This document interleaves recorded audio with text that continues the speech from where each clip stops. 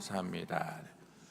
오늘은 채워지지 않는 정체성, 채워지지 않는 정체성이란 제목으로 함께 말씀을 나누도록 하겠습니다. 자, 우리 사람은 누구를 닮도록 창조되었나요? 하나님을 닮도록 창조되었습니다. 하나님의 형상을 닮은 존재로서 하나님께서는 우리를, 사람을 창조하셨습니다. 그러니까 우리의 존재 자체가 하나님을 향하도록 창조되었다라는 것이죠. 그래서 어거스틴은 이렇게 고백하기도 합니다. 주께서 우리를 주를 위하여 지으셨으므로 우리의 마음은 주 안에서 쉬기까지 쉼이 없습니다. 그러니까 하나님께서 우리를 하나님을 위해서 지으셨기 때문에 우리의 마음은 하나님 안에서만 쉼을 얻고 안식을 누리며 모든 만족과 체험을 얻을 수 있다라는 것입니다. 우리 안에 있는 갈망, 또 갈증, 그 공허함, 이것은 세상의 어떤 것으로 채워지는 것이 아니라 하나님으로만 채워질 수 있다라는 것이죠. 그러나 문제는 우리가 하나님이 아닌 다른 것으로, 잘못된 것으로 자꾸만 채우려고 하기 때문이에요. 우리의 그 마음이, 이 공허함이, 또 우리 안에 있는 그 갈증이 채워지지 않는 것입니다. 하나님께서 처음 사람을 창조하셨을 때에는 사람은 하나님이 채워주시는 것으로 만족하며 살아갔습니다. 에덴 동산 안에서요, 하나님은 사람에게 모든 것을 공급하십니다. 더 이상 그곳에서 목마를 일도 없었고요, 배고프거나 공허할 것도 없을 만큼 하나님은 사람에게 그 동산 안에서 차고 넘치도록 채워주신 분이셨습니다. 그러나 문제는 무엇인가요? 사람의 범죄함으로 그것이 모두 다 끊어져 버렸다라는 것이죠. 범죄한 인간은 하나님을 떠났고요, 하나님과의 그 관계가 끊어져 버렸습니다. 하나님이 공급하여 주시던 그 모든 축복, 그 모든 충만한 것들이 더 이상 하나님과 끊어진 관계로 인해서 공급되어지지 못하게 된 것이지요. 하나님으로부터 모든 것을 받아 누리던 우리의 존재가 하나님을 떠났으니까요, 그 공급이 끊어졌으니까 우리는 늘 부족함으로 인해서 공허하며 목마르며 그 영적인 갈증 가운데 우리는 살아가게 된 것입니다. 그래서 우리는 어떻게 살고 있습니까? 스스로 그 공허함을 채우기 위해서 애쓰며 수고하며 살아갑니다. 내 그 마음에 있는 공허함, 이것을 채우기 위해서 무언가를 이루려고 하고요, 또 더 많은 것을 가지려고 애쓰며 사는 것이 우리의 모습입니다. 내가 수고해서 내가 무언가를 얻어내어서 나를 채우려고 하는 것이죠. 그러나 어떻습니까? 내가 수고하고 애써서 과연 내 그 공허함을 다 채울 수 있습니까? 그렇지 못하죠. 많은 것을 가져도 여전히 공허한 것이 우리의 마음입니다. 많은 것을 누리며 그것으로 채우려고 하여도요, 여전히 목마른 것이 우리의 모습입니다. 이러한 사람의 모습을 예레미야서는 이렇게 말씀하는데, 우리 같이 한번 읽어보겠습니다. 내 백성이 두 가지 악을, 다음 장면 넘겨주세요. PPT, 함께 읽겠습니다. 내 백성이 두 가지 악을 행하였나니 곧 그들이 생수의 근원되는 나를 버린 것과 스스로 웅덩이를 판 것인데 그것은 그 물을 가두지 못할 터진 웅덩이들이니라. 우리가 생수의 근원을 버려버렸고요, 또 스스로 웅덩이를 판 것이 우리의 잘못임을 이야기합니다. 스스로 웅덩이를 파서 살아가지만 생수의 근원이 하나님을 버리고 내가 나의 웅덩이, 나의 우물을 내 스스로 파서 살아가려고 하지만 그것은 담아두지 못하는, 저장하지 못하는 그런 웅덩이일 뿐입니다. 그러니까 쉽게 말해서 밑빠진 항아리라는 것이죠. 아무리 채우려고 해도요, 다 빠져나가고 새어나가고 채워지지 않는 것입니다. 그래서 우리의 삶은 공허하며 목마름 가운데에 계속해서 무언가를 구하며 채우기 위해 사는 것이 우리의 인생인 것입니다. 그러면 우리는 어떻게 우리의 이러한 목마름을 채울 수 있을까요? 자, 오늘 말씀에 보면 예수님은 갈릴리로 가시는 길에 사마리아 땅을 지나가십니다. 오늘 말씀에 보면 성경은 일부러 사마리아 땅을 통과하신다라는 말을 기록하고 있습니다. 왜냐하면 그 땅을 지나가시는 이유가 분명하게 예수님에게 있기 때문인 것이죠. 예수님이 이 땅에서, 그 사마리아 땅에서 한 여인을 만나게 되시는데요, 우리 5절과 6절 말씀 같이 한번 읽어보겠습니다. 사마리아에 있는 수가라 하는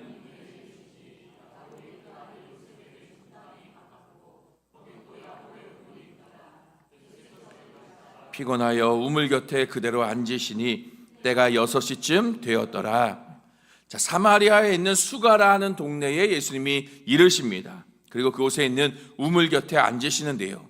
왜 그 우물 곁에 앉으시는가? 우리가 읽은 6절 말씀에 보면 예수님께서 길을 가시다 피곤하여서 우물 곁에 앉으셨다라고 말씀합니다. 예수님이 그 가시는 여정 가운데 피로함을 느끼심으로 쉬시고자 그 우물 곁에 계신 것이죠.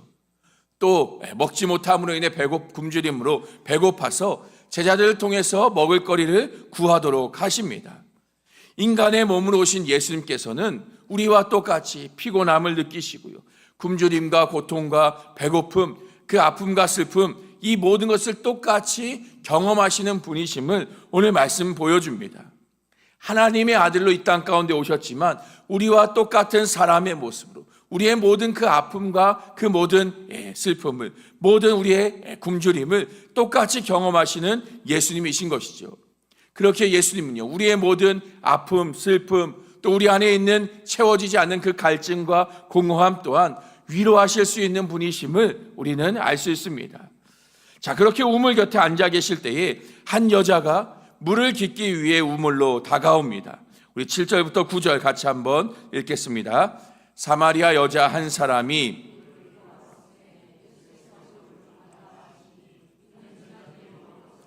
그 동네에 들어갔음이러라. 사마리아 여자가 이르되 당신은 유대인으로서 어찌하여 사마리아 여자인 나에게, 이는 유대인이 사마리아인과 상종하지 아니함이러라. 자, 예수님은 지금 이 여인을 만나기 위해 이곳에 오신 것입니다. 그래서 이 여인이 우물가에 왔을 때에 이 여자에게 물을 달라고 먼저 말을 건네시지요.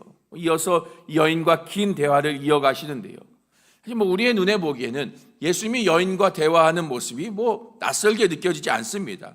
얼마든지 모르는 사람이어도 대화하고 말을 건네는 것이 잘못된 것이 아니니까요.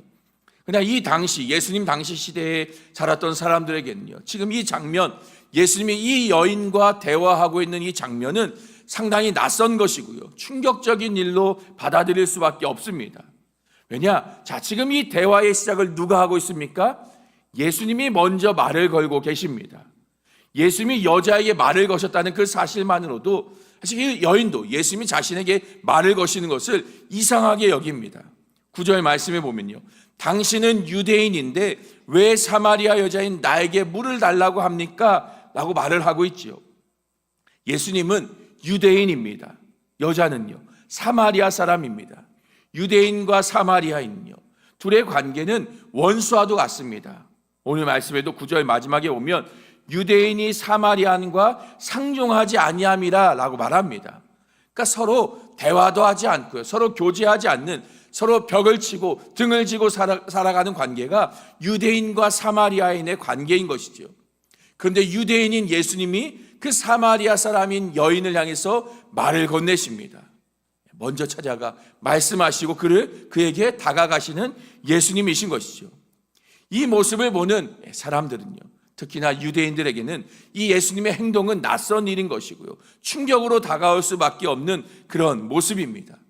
사마리아 사람들 부정하다 여겼고 평소 왕래도 하지 않던, 평소 대화도 하지 않고 살던 그들과 대화하시는 예수님의 모습, 상당히 충격적인 모습인 것이죠. 게다가 이 여인은 어떤 여인인가? 성경을 보면 지금 시간을 6시, 6시라고 말을 합니다.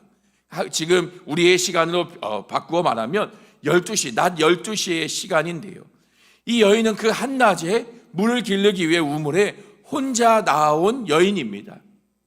당시의 여자들이 우물에 물을 기르러 갈 때에는 함께 무리를 지어서 종종 가곤 합니다. 지금도 여자분들은 화장실 갈 때 손잡고 같이 가시죠. 이때에도 여인들이 우물가에 물을 기르러 갈 때에 같이 몰려가는 그런 습관들이 있었는데요, 지금 이 여인은 혼자서, 그것도 낮 12시 가장 더운 이 시간에 혼자 물을 기르러 가고 있는 여인입니다. 그 말인즉 이 여인은 사회에서 다른 사람들과의 관계가 조금 소외된, 그런 사람들과 어울리지 못하는 그런 여자였다라는 것이죠. 이런 여인을 향해서 예수님이 말을 건네십니다. 인종, 문화, 성별, 그 모든 상황과 환경을 뛰어넘어서 여인에게 다가가시는 예수님의 모습임을 보여주고 있는 것입니다. 예수님은요, 이렇게 생애의 밑바닥의 사람들을 만나십니다. 그들과 교제하시고 찾아가시는 예수님이십니다. 사마리아 여인, 또 이방 여자도 만나시고요, 세리와 또 가늠한 여인과 같은 그런 죄인들과도 만나시는 예수님이십니다. 당시에 부정하다 여기는 그런 병을 앓는 사람도요, 예수님은 모두 다 만나십니다. 찾아오는 자들을 거절하지 않으셨고요, 때로는 예수님 먼저 찾아가시고 말씀도 먼저 하시는 그런 예수님의 모습을 우리가 보게 됩니다. 그렇다고 해서 예수님은요, 소외되고 연약한 사람들만 만나셨던 것은 아닙니다. 바로 앞에 요한복음 3장에 보면 예수님이 누구를 만나시는가? 니고데모라는 사람을 만나시는데요, 니고데모는 오늘 본문에 나오는 사마리아 여인과는 완전히 반대되는 사람입니다. 유대인의 지도자였던 니고데모였고요, 바리새인이었던 니고데모입니다. 그러니까 니고데모는 당시 그 유대인들 사회에서 높은 지위를 가졌던, 또 사람들에게 인정받고 존경받는 그런 사람이었다라는 것이죠. 반면에 사마리아 여인은요, 소외된, 특별히 사마리아 사람 중에서도 소외된 여인, 그러니까 밑바닥 중에 가장 밑바닥, 가장 소외되고 연약한 여인이 이 사마리아 여인이었습니다. 그러니까 요한복음은 니고데모를 만난 사건과 사마리아 여인을 만난 사건을 연달아서 이야기함을 통해서 우리에게 무언가를 말해주고자 하는 것이죠. 세상에서 가장 중심에 있고 사람들 모두가 인정하고 따르고 원하는 그런 되고자 싶어하는 그런 모습을 가진 니고데모와 누구도 원하지 않는 모습, 가장 소외되고 가장 연약한 사람인 이 사마리아 여인의 이야기를 우리에게 연달아 보여줌을 통해서요, 예수님은 니고데모와 같은 가장 중심에 있는 모두가 원하는 그런 모습의 사람에게도 필요한 것이고요, 또 반대로 가장 연약하고 가장 소외된 그런 사람에게도 예수님이 반드시 필요함을 요한복음은 우리에게 말해주고 있는 것입니다. 이를 통해서 그 사이에 있는 우리 누구라도 세상에 어떤 누구라도 모두가 다 예수님이 필요하다는 것을 보여주고자 하고 있는 것이죠. 복음은 모든 믿는 자들에게 구원을 주시는 하나님의 능력입니다. 하나님의 복음은 유대인이나 헬라인이나 그 누구도 차별하지 않습니다. 모든 이들에게 복음이 필요하고요, 모든 사람에게 예수 그리스도가 필요합니다. 왜냐? 우리는 모두 다 죄인이기 때문입니다. 죄인을 구원하러 오신 예수님이 우리는 모두 다 누구에게나 필요한 것이죠. 예수님만이 우리의 모든 갈증, 우리의 모든 목마름을 채우시기 때문에 우리에게는 예수님이 필요한 것입니다. 자, 예수님을 향해서 왜 나에게 물을 달라고 하느냐? 유대인인 당신이 왜 사마리아 여자인 나에게 물을 달라고 하느냐? 하는 그 여인의 말에 예수님은요, 이렇게 대답하시는데요, 우리 10절부터 14절 말씀 같이 한번 읽어보겠습니다. 예수께서 대답하여 이르시되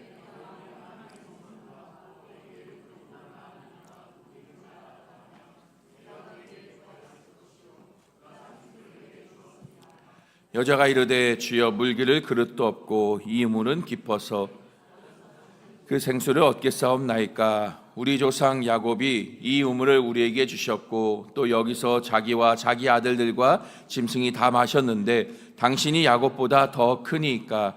예수께서 대답하여 이르시되 이 물을 마시는 자마다 다시 목마르려니와 내가 주는 물을 마시는 자는 영원히 목마르지 아니하리니 내가 주는 물은 그 속에서 영생하도록 솟아나는 샘물이 되리라. 지금 예수님은 여인을 향해서 내가 누구인 줄 알았다면 나에게 생수를 구하였을 것이고 그 물을 마시면 다시는 목마르지 아니었을 것이다. 예수님 말씀하십니다. 지금 여기서 말하고 있는 생수라는 말은 성경에서 영생에 대한 비유적인 표현이기도 합니다. 그러니까 앞에 3장의 니고데모의 이야기를 보면 그곳에서는 영생이란 말을 직접적으로 사용하면서 니고데모가 영생을 찾고 구하며 예수 앞에 나아오죠. 오늘 본문의 말씀은 영생 대신 생수라는 표현을 통하여서 지금 이 여인에게 필요한 것이 하나님이 주시는 예수 그리스도 안에 있는 영생임을 이야기하고 있는 것입니다. 그러니까 3장과 4장 니고데모를 만난 사건과 오늘 사마리아 여인을 만난 이 사건, 두 사건이 같은 이야기를 하고 있음을 우리는 알 수 있는 것이죠. 자, 요한복음 3장에서 예수님은 니고데모를 향해서 이렇게 말씀하십니다. 우리 요한복음 3장 15절과 16절 같이 한번 읽어보겠습니다. 이는 그를 믿는 자마다 영생을 얻게 하려 하심이니라. 하나님의 세상을 이처럼 사랑하사 이는 그를 믿는 자마다 멸망하지 않고 영생을 얻게 하려 하심이라. 예수 그리스도를 믿는 자마다 영생을 얻게 하려 하신다. 지금 예수님 말씀하십니다. 사마리아 여인을 향해서도요, 예수 그리스도를 통해서 영생을 얻을 수 있으면 그 생수를, 그리스도가 주시는 그 생수를 통해서 영원히 목마르지 않는 그 영생을 얻을 수 있음을 예수님이 말씀하고 있습니다. 그러니까 지금 둘 다 같은 이야기를 하고 계신 것이죠. 오직 예수 그리스도를 통해서만 영원한 생명을 얻을 수 있는, 구원받는 우리의 모든 목마름과 그 갈급함을 채워주시는 유일한 분이심을 지금 예수님은 말씀하고 있는 것입니다. 이 여인은 이렇게 예수님이 말씀하시는 그 생수, 그 영생에 대해서 관심을 기울입니다. 영원히 목마르지 않는 그 방법을 알고 싶어하며 예수님에게 질문하지요. 왜 그렇습니까? 이 여인은 지금껏 만족하지 못하는 그런 삶을 살아왔기 때문입니다. 항상 목말랐고요, 채워지지 않는 그 허무함과 그 갈증, 그 목마름을 채우기 위해서 이 여인은 지금까지 부단히도 애쓰며 노력하며 살아왔기 때문이에요. 지금 예수님 말씀하시는 그 목마르지 않는 그 생수에 대해서 궁금해하며 알고 싶어하며 얻기를 원하였던 것입니다. 이 여인은 오늘 말씀에 보면 그동안 5명이나 되는 남편을 두고 있는 과거를 보여줍니다. 지금도 또 다른 남편을 두고 있지만 이 여인은 여전히 채워지지 못하는 삶을 살고 있습니다. 자신의 인생의 갈증을 남자를 통해서, 남편을 통해서 채우려고 애쓰며 노력하며 수고하며 살았던 것이 이 여인의 인생이었습니다. 그러나 채워지지 않는 그 목마름 가운데, 그 갈급함 가운데에 여전히 애쓰며 수고하며 살던 것이 이 여인의 삶이었던 것이죠. 지금 우리의 시대는 여자도 많은 것을 이룰 수 있는 그런 시대입니다. 일하여서 커리어를 통해서 자신의 실력과 노력으로 얼마든지 원하는 바를 이룰 수 있는 지금의 우리의 시대이지요. 자기가 애쓰고 노력한 만큼의 자기의 정체성, 자기의 존재를 드러내고 인정받을 수 있는 것이 지금 우리의 시대입니다. 그러나 과거에는 어떠했습니까? 여자라고 하면 그저 시집가서 애 낳고 사는 것, 이것이 여자가 할 수 있는 최선의 삶이라 여겼던 것이 과거의 모습이었습니다. 그것으로 인생의 만족을 느끼며 살았던 것이 과거의 여자들의 삶이었습니다. 오늘 성경의 본문의 이 말씀 시대에도 동일합니다. 여자가 세상에서 살면서 자신의 존재에 대한 가치, 자기를 드러내고 인정받을 수 있는 방법은 결혼하여서 많은 아들을 낳고 사는 것, 이것이 유일한 방법이었습니다. 이것을 통해서 또 스스로도 만족을 느끼며 살던 시대가 이 오늘 말씀이 기록된 당시의 시대의 모습입니다. 오늘 이 사마리아 여자 또한요, 지금까지 6명의 남편을 두고 있다는 것은요, 그동안 더 나은 남편을 찾아 헤매이는 그런 인생을 살았다라는 것이죠. 결혼할 때마다, 새로운 남편을 얻을 때마다 얼마나 많은 기대를 하면서 결혼하였겠습니까?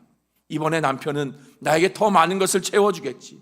이 남편을 통해서 내가 더 많은 것을 얻고 누리며 나의 존재, 나의 삶의 가치를 인정받을 수 있겠지. 많은 기대를 하면서 결혼을 하고 남편을 맞이하였을 것입니다. 근데 정말로 결혼하면 우리가 행복해질 수 있습니까? 남편을 잘 만나면, 아내를 잘 만나면 우리의 삶이 정말 행복해지고 그동안 얻지 못하였던 것이 체험받고 모든 것이 충족하게 그 마음의 그 갈급함을, 체험을 얻을 수 있습니까? 그렇지 않죠. 결혼하여도요, 나의 배우자로부터 체험을 얻으려 하지만 여전히 채워지지 않는 것들이 우리 안에 있습니다. 남편에게서, 아내에게서 물론 어느 정도 일부분은 체험을 얻지만요, 여전히 채워지지 않는 공허함과 그 갈급한 가운데 우리는 살아가게 됩니다. 이 여인도요, 이번에는 다르겠지, 이전보다 더 좋아지겠지, 결혼할 때마다 기대하였지만요, 늘 만족되어지지 않았습니다. 늘 채워지지 않는 무언가가 그녀의 삶 가운데 있었던 것이죠. 당시 시대에 여자에게 있어서 이혼은요, 사회적인 비난을 받을 만큼 아주 위험한 일이었음에도 불구하고요, 이 여자는 무려 5번의 이혼을 할 만큼 간절하였던 것입니다. 사람들이 나를 어떻게 바라보는가, 그 시선보다도 자신의 인생의 그 만족을 찾고자 이 여인은 애쓰며 수고하며 살아갔던 삶이었던 것이죠. 또 이를 위해서 대낮에 혼자 물을 길르러 와야 하는 그 외로움까지도 감수한 것이 이 여인의 인생이었습니다. 그만큼 이 여인은요, 채워지지 않는 그 마음의 갈증을 채우기 위해서 그가 할 수 있는 방법이었던 남자를 통해, 남편을 통해 얻고자 계속하여 찾아 헤매었던 그런 인생을 살아가고 있었던 것입니다. 우리 안에도 여전히 이런 마음을 가진 사람들이 있습니다. 결혼을 통해서 배우자에게 나의 마음의 갈증을 채우려고 합니다. 그러나 채워지나요? 결코 채워지지 않습니다. 물론 순간적으로 갈증이 해소될지 몰라도요, 또다시 갈증과 그 공허함, 그 허무함 가운데 사는 것이 우리의 모습입니다. 또 어떤 이들은 그것을 자녀에게서 채우려고 하지요. 자녀의 삶을 통해서 내 만족을 채우려고 합니다. 그러나 그 역시도 채워지지 않는, 아니 채울 수 없는 것이죠. 어떤 이들은 또 돈을 많이 가졌어, 많은 재물을 가짐으로써 더 많은 것을 소유함을 통해서 그 마음의 모든 것들을 채우려 하고요, 그 마음의 갈급함을 채우고자 합니다. 수많은 인기와 권력을 가지고 많은 것을, 그 무엇이라도 가져서 내 안에 있는 모든 것을 채우려고 하지만 여전히 채워지지 않는 공허함과 그 목마름 가운데 사는 것이 우리의 인생입니다. 우리는 세상의 무언가로부터 내 마음을 채우려고 하지만요, 내 안에 허전한 그 마음에 만족을 얻으려 하지만 그 어떤 것도 우리를 채워주지 못합니다. 심지어는 종교적인 열심조차도 그렇습니다. 요한복음 3장에 나온 니고데모가 그러한 사람이었습니다. 니고데모는요, 누구보다 종교적인 열심이 있던 사람입니다. 그는 바리새인이었고요, 그 율법을 지키고 말씀대로 살아가는 그 종교적인 그 삶의 모습, 그 선한 행실을 통해서 구원함을 얻고 영원한 생명을 얻고자 한 것이 니고데모의 삶이었습니다. 다시 말하면 그 안에 있는 그 목마름, 그 갈증, 그 갈망을 그 종교적인 열심으로, 그 신앙으로 채우고자 하였던 것이죠. 그러나 니고데모 역시도요, 그 열심으로도 채워지지 않았기 때문에 예수님을 한밤중에 찾아왔던 것입니다. 이런 니고데모에게도요, 또 사마리아 여인에게도요, 예수님은 둘 사이의 표현은 조금 차이가 있지만 동일한 말씀을 주십니다. 너희의 목마름은 나만이 채울 수 있는 것이다. 너희가 찾는 그 영원한 생수, 그 영원한 생명은 내가 줄 수 있는 것이다. 우리 역시도 마찬가지입니다. 우리에게는 예수님이 필요합니다. 우리의 모든 필요, 우리의 모든 만족, 세상의 어떤 것으로도 채워지지 않습니다. 오직 예수 그리스도만이요, 우리의 그 갈증을, 우리의 목마름을 채워줄 수 있는 것이죠. 예수님이 아닌 다른 것으로 채우려고 하는 것, 그것이 바로 우리의 죄된 본성인 것입니다. 과거에 오래전에 개봉하였던 영화 중에 연가시라는 영화가 있습니다. 그 영화를 보면 사람들이 갈증을 느끼며 과할 정도로 이상적으로 물을 마시며 목말라 합니다. 그렇게 물을 마시지만 그들은 결국 탈수 증상으로 죽게 됩니다. 그 이유가 뭐냐? 그리고 연가시라는 돌연변이 기생충에 감염되어서 그런 증상이 나타나게 된 것이지요. 물을 마실 것이 아니라 그들에게 필요한 것은 그 감염된 것을 치료해야만 했던 것입니다. 우리의 모습이 그렇습니다. 우리는 죄라는 바이러스에 감염되어 있습니다. 그로 인해서 우리는 끊임없이 갈증과 목마름 가운데에 살아가고 있습니다.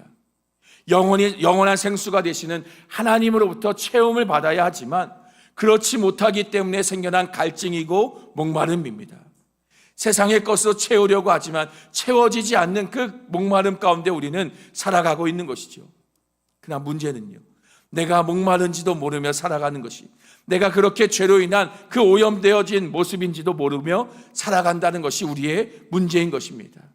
당장의 순간적인 그 갈증, 그 목마름만을 해결하려고 하고 있기 때문에, 그 문제의 본질, 그 근원을 해결하지 못하고 있기 때문에요, 우리의 몸과 영혼이 계속하여 병들어가며 죽어가고 있는 것이죠. 그래서 우리에게는 예수 그리스도가 필요합니다. 우리의 목마르지 않는 생수가 되시는 그리스도가 우리에게 필요한 것입니다. 예수 그리스도가 주시는 그 생수를 통해서 다시는 목마르지 않을 수 있기 때문에요, 우리는 그리스도가 필요한 것입니다. 그러면 예수님은 어떻게 우리의 이 목마름을 채워주시는 이 마르지 않는 생수가 되시는 것일까요? 그것은 바로 예수님 자신이 목마르셨기 때문이었습니다. 오늘 본문 말씀에 보면 예수님이 어떻게 이 여인을 만나셨는가? 예수님이 피곤하셨고 목마르셨기 때문이었습니다. 예수님이 피곤하심으로, 그가 목마르셨으므로 그 우물가에 가셨고요. 그렇게 이 여인을 만날 수 있게 되었던 것입니다. 그러면 예수님이 왜 목마르셨습니까? 창조주이신 하나님이신 예수님께서 그 모든 영광을 버리셨기 때문이었습니다. 피곤할 수밖에 없고요. 목마를 수밖에 없는 그 연약한 인간의 몸으로 이 땅 가운데에 오셨기 때문입니다. 예수님께서 여인을 향해서 내가 목마르다 말씀하셨기 때문에 이 여인은 예수님을 통해 영원한 생수를 얻게 된 것입니다. 그리고 예수님은요, 또다시 내가 목마르다라고 말씀하시는데요. 우리 요한복음 19장 말씀 같이 한번 읽어보겠습니다. 그 후에 이미 다 하시고 성경을 응하게 하려 하사 이르시되 내가 목마르다 하시니, 예수님은 십자가 위에서 또다시 목마르시다라고 말씀하십니다. 십자가 위에서 예수님이 왜 목마르십니까? 단순히 육체적인 목마름이 아닙니다. 예수님은 십자가 위에서요, 우리의 죄를 대신하여서 모든 하나님의 진노와 형벌을 당하셨습니다. 생수의 근원이 되시는 성부 하나님으로부터 십자가 위에서 버림받으셨습니다. 성부 하나님으로부터 버림받으심으로써요, 예수님은 그 영원한 갈증으로 결국 죽음 가운데에 내몰리게 되신 것입니다. 예수님이 이러한 영혼의 갈증을 겪으셨기 때문에요, 우리의 모든 영적인 갈증이 채움을 얻게 된 것입니다. 우리는 그래서 오직 예수 그리스도 안에서만 만족함을 얻을 수 있는 것이죠.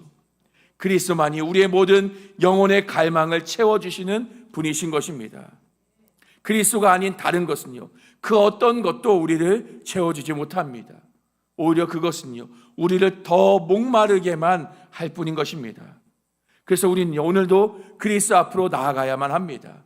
그리스도 앞에 나아가 그분이 주시는 영원한 목마르지 않는 그 생수, 이것을 주시기를 우리는 간구해야 합니다.